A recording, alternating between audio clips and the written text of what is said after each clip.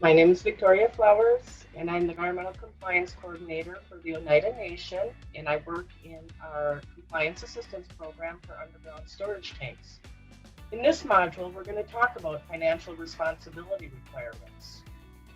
You will learn the basics of what financial responsibility is, what needs to be covered, what the coverage amounts are, and to help with this discussion, I've asked Mark Barolo from EPA's Office of Underground Storage Tanks to help us understand this requirement. Hey, Mark. Hey, how are you? Good to talk with you again. I'm good, thanks. Can you tell us a little bit about yourself for those who may not have seen your previous recording? Sure. My name is Mark Barolo. I am the acting office director for the Office of Underground Storage Tanks in EPA. And that's the office within the federal EPA that's responsible for implementing the underground storage tank program nationwide since the early 90s in a variety of capacities. Great, thanks. In this module, like I said, we're going to cover financial responsibility. And can you explain to us what financial responsibility is as it relates to underground storage tanks? Sure. The basic concept of financial responsibility is that anybody who owns or operates an underground storage tanks has to demonstrate that if a leak ever were to occur, that there will be money available to pay both for the cleanup costs and any damages to third parties.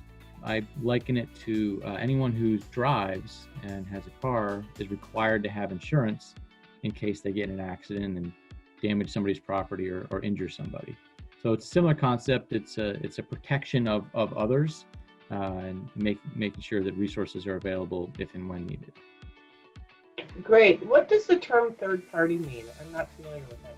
Third party would be someone other than the first party, who is the tank owner. So it could be a neighboring property owner. So if there's, for example, contamination from an underground storage tank migrates under another piece of property and vapor intrusion into a basement, and they have to vacate the building, those are impacts to that third party, which is third party is just someone other than the tank owner. Are there different types of financial responsibility mechanisms? Sure. There are a variety of different options that are available as laid out in the regulations. I think 8 or 10 different options available to tank owners. Some more complicated financial mechanisms, things called letters of credit or surety bonds. There are self-insurance tests that larger companies might be able to meet to demonstrate that they have sufficient resources. But the two most common mechanisms that we see used are either insurance, which most people are familiar with, or state cleanup funds, which we call state funds. State funds are where there are some taxes or fees that go into a pool of funding, and if there's ever a release, the state will pay for the cost of cleanup or impacted third-party damages after the owner pays the deductible. State funds are available in some but not all states, and further in Indian country, some state funds will cover tank owners in Indian country, others do not. So it will be dependent on where you are around the country, whether that's an option for you. And where it's not an option, typically insurance is what's used. If I use the state cleanup fund, will I have to comply with state regulations as well as federal regulations? There is usually some sort of an expectation that if you're going to be covered by the state fund, then the state will have access to do inspections to make sure that the tanks are compliant and make sure that there's not too high of a risk, because the state fund is liable if there is a release.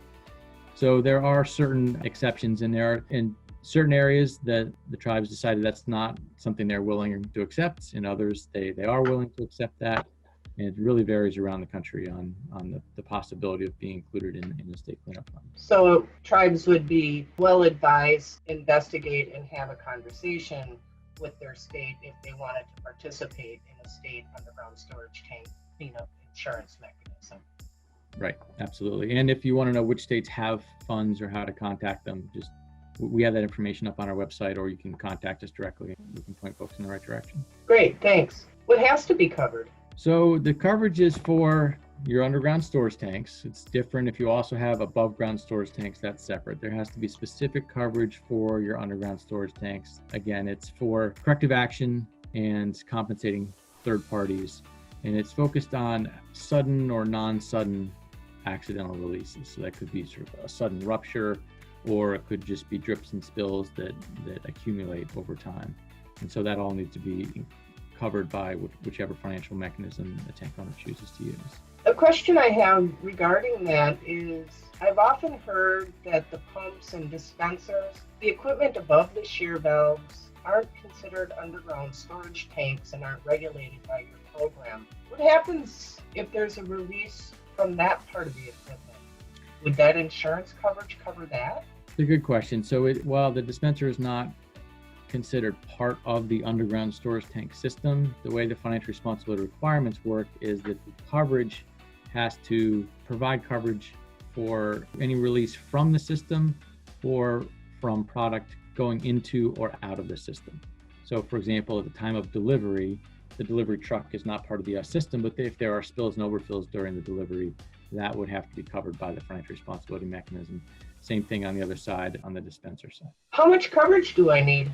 So there are two different categories of coverage, and that will impact what the dollar amounts are. So let me start by the types of coverage required. And one of them is called per occurrence, and one of them is called the annual aggregate. So as part of your policy, it has to have two pieces. One is a per occurrence limit, and that's basically each time there's a release. So if you have multiple releases during a year, or if you have one financial mechanism that covers multiple facilities, and different facilities have a release during the year, each of those releases is considered an occurrence. So there's a dollar amount of coverage required for each occurrence. And then there's also an annual aggregate, which covers all of the tanks and all of the facilities covered by that mechanism. So for per occurrence, you have to have either $500,000 or $1 million worth of coverage for each occurrence. If you're a retailer or a non-retailer that uses more than 10,000 gallons a month, so there's sort of a high throughput, then your per occurrence amount is $1 million. If you're a non-marketer and you have a lower throughput, and that's listed as 10,000 per month or less, then it's $500,000 per occurrence. So then on the annual aggregate side, if you have 100 or fewer tanks, you have to have $1 million of annual aggregate coverage. If you have more than 100 tanks, you have to have $2 million. A non-marketer type of tank system might be an emergency generator, correct? Exactly. Good example. Effectively, it's anyone who's not selling to the public. So if it's owned by the government and not available to the citizens to come and purchase fuel there, maybe it's purchasing the fleet of government vehicles. That's another good example. A car rental facility, it's fuel used just for their vehicles, but it's not a retailer, so someone can't come off the street and fill up their car at that tank. A retailer effectively is selling fuel to the public. Great, thanks. How do I get insurance? Do I just call like my car insurance or my property insurance guy? So there are fewer companies that provide insurance. We maintain on our website, we call it known insurance providers, which is companies who've identified to us that they provide underground storage tank insurance. And there are some companies that have this as one of their business lines. You can also go to an agent or a broker who can then identify appropriate insurance mechanism or insurance company for you. So use an existing agent or broker to help locate the right one, or go to our website and get the name of an actual company who provides the coverage. I understand that the insurance industry is sometimes regulated through the states. And oftentimes they're required to have language relative to the state. How can I make sure I get the correct type of language into any policy or coverage so that it reflects the Fed requirements? Yeah, that's an important question. And so insurance is not something that most of us are experts in. And so trying to read through the language can be challenging. As a way to protect the tank owners, but also to make it easier for the implementing agencies, the inspectors, to know whether someone has sufficient coverage. When EPA wrote its regulations, we identified very specific language that has to be either in an endorsement or a certification. An endorsement is sort of an amendment to an existing policy that you might have with a company that covers other things. You could have an endorsement to focus just on the tanks part of it, or you can get just a specific policy on underground tanks. And we require very specific language, and it's in our regulations, and the regulations say you must have language worded exactly as follows. So you can easily check that language in the regulations against the language in the policy, and rather than having to make sense of all the nuances and details, that's an easier way to know whether it meets the policy. Now, I will say that some insurance companies are more accustomed to tank owners that have language that they have to comply with for the state regulations, just because there are more tank owners in that category. So if there's an insurance company that might have language that's specific to the state requirements, tank owner should remind them that the state requirements don't apply here, the federal regulations do, and there's specific language in the federal regulations that needs to be included. If there's ever any questions about that, you can certainly reach out to EPA and we can help coordinate with the insurance company on that. I think most of the companies are familiar with that. Thanks. That's really an important point to make. You mentioned the terms policies and endorsements. Briefly, can you tell me what the difference are? Sure, I'll give you my understanding of it. I'm certainly not an insurance expert, but the policy is basically the agreement. That's the agreement you have with the insurance company. An endorsement is if you have an existing policy that might cover, if, for example, a convenience store, a company may provide insurance for all aspects of workers' compensation and other aspects of the business. And then you can add an endorsement to that existing policy that meets the specific requirements for underground storage tanks. It sort of carves out a dedicated amount of funding just for underground storage tanks. A certificate or certification is more specific to an UST-only policy. Great, that's helpful. So if I work for a tribe that has a big organization, and let's just say we have a risk management department, and I happen to be the station manager, who's actually responsible for making sure that the coverage we have is compliant? And then where does that document need to reside in order to meet the record keeping requirements? So the responsibility for compliance with the underground storage tank regulations, and this would be true for any aspect of the regulations, is jointly held between the owner of the underground storage tanks and the operator of the underground storage tanks. And so either or are responsible for ensuring the compliance. Typically for insurance, it's the owner that does it, but the owner and the operator would need to coordinate on who's responsible for that. As long as one of the entities acquires the coverage, they are both considered in compliance. Same would be true for leak detection or corrosion protection or anything else. In terms of record keeping, EPA requires that the documentation be made readily available to the implementing agency. It can be at the UST facility. So for example, if it's a gas station or convenience store, oftentimes the records will be maintained right there, but it doesn't have to be. It can be at another place of business. So someone who owns multiple stations, they might have one office somewhere where they keep all of their records. So, and that's acceptable. But if the inspector comes to do an inspection and asks for the documentation, if it's not on site, it needs to be made available within a reasonable amount of time to the inspector. Thanks, that's really helpful. So it would be a really good idea for a tribe that maybe has multiple gas stations, that the people who are in charge of running those gas stations are aware of this requirement and they share that information up their chain of command to make sure they've got the right kind of coverage. Absolutely.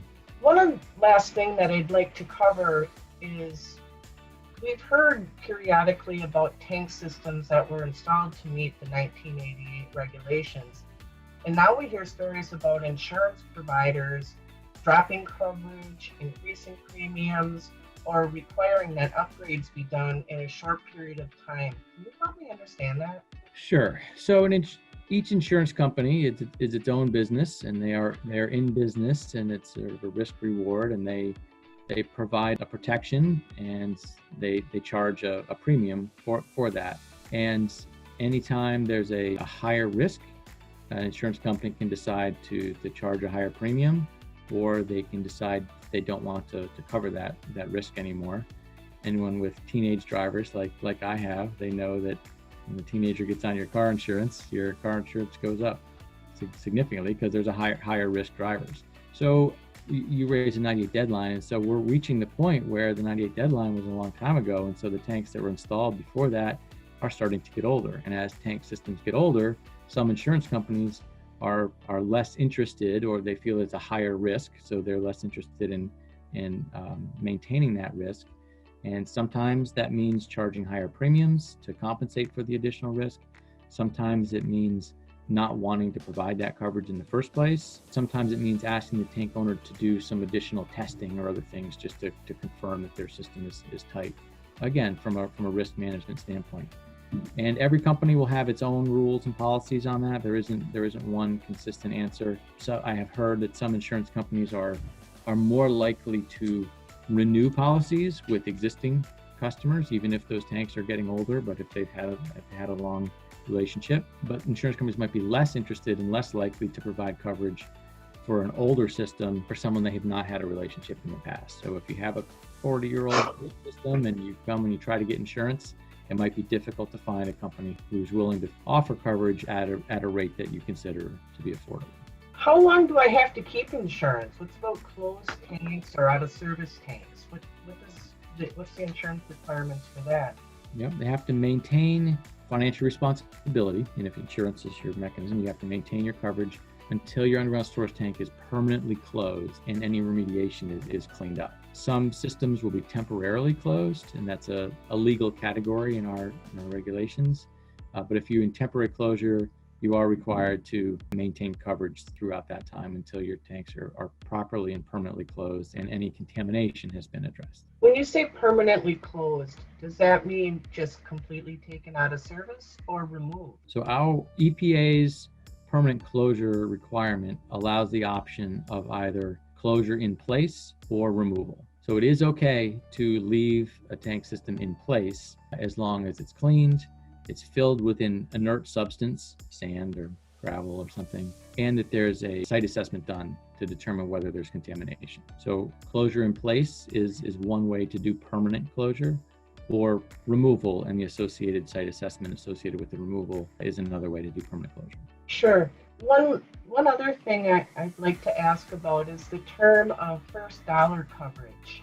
What does that mean? First dollar coverage is an important concept, and there's very specific language in the endorsement and the certificate that speaks to that. Most insurance companies have a deductible, and most insurance policies have a deductible, and that's true of home insurance, car insurance, and tanks insurance. So let's imagine there's a $10,000 deductible for a policy. If there's a release, the owner's responsible for the first $10,000, and then the insurance will pay the rest up to the coverage limits. But if a tank owner can't or won't pay that initial amount, we don't want to have a scenario where that insurance says, well, we're not going to cover anything until that deductible amount is paid. And if the tank owner doesn't have the money to pay that deductible amount, then there's no protection for human health and the environment, impacted third parties. So one of the things from the very beginning of the program was that if you have insurance, that insurance must provide what's called first dollar coverage. And first dollar coverage means even if the tank owner can't or won't pay their deductible amount, the insurance is responsible for costs from the first dollar, not from the amount above and beyond the deductible. If there's a release, it impacts third parties, there's groundwater contamination.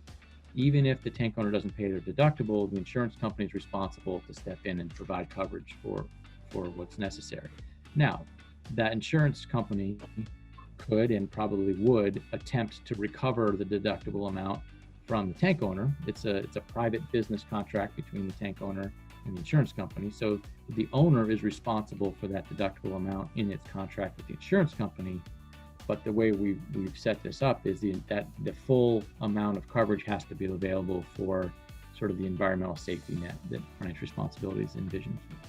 Thanks. One last point I want to make, and I've heard about this in a couple of different ways, in that someone acquired a gas station, put in new tank system, they got insurance. They later found out there was some kind of a release, and then through the investigation, it was determined that some of the contamination was from a previous system. And then I've heard the insurance company not paying for that portion of the cleanup. Have you experienced that, and do you have any suggestions about how tank owners and operators might protect themselves from that? So, okay, those are good questions. The insurance will only provide coverage for the risk that it's covered by its policy. So if I'm an insurance company and I buy a policy today, any release from this day forward, as long as I have that policy, the insurance company will cover. But if they find contamination from 10 years ago or 20 years ago, the insurance company today won't pay for that past coverage. In a simple way that makes sense. It can get more complicated when it might be commingled. You're not sure exactly when and where the contamination came from.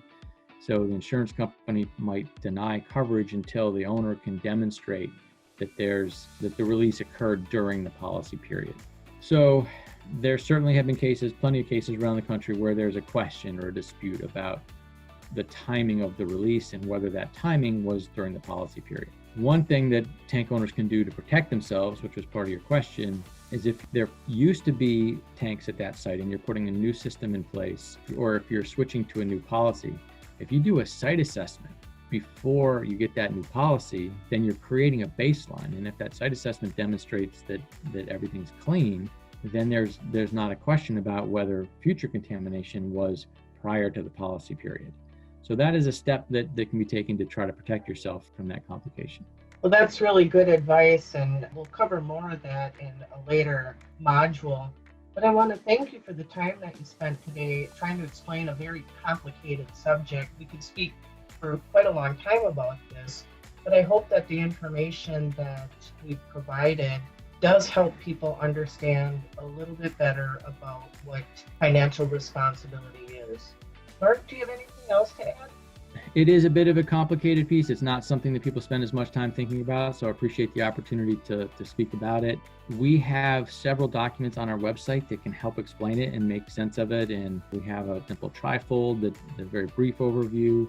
We have another document called Dollars and Cents, which is sort of a plain language discussion of our financial responsibility regulations. And we have lots of compliance assistance officers like you, and EPA would always be happy to talk with a tank owner if they do have questions about financial responsibility. So there are resources available, even if it's not something that you spend a lot of time with or have much experience with. There are resources available to understand what can seem like a complicated and challenging issue, and hopefully simplify it for you a little bit. Great, Mark. Thanks. And I appreciate that. I guess one last point that I thought of as you were speaking is that it's critically important for owners and operators to operate and maintain their systems according to manufacturers' guidelines and warranties so that the insurance doesn't lapse. And I guess that's the last thing I'd like to leave our audience with. I'd like to thank you again for your time and look forward to working with you some more. All right, appreciate it. Thanks so much.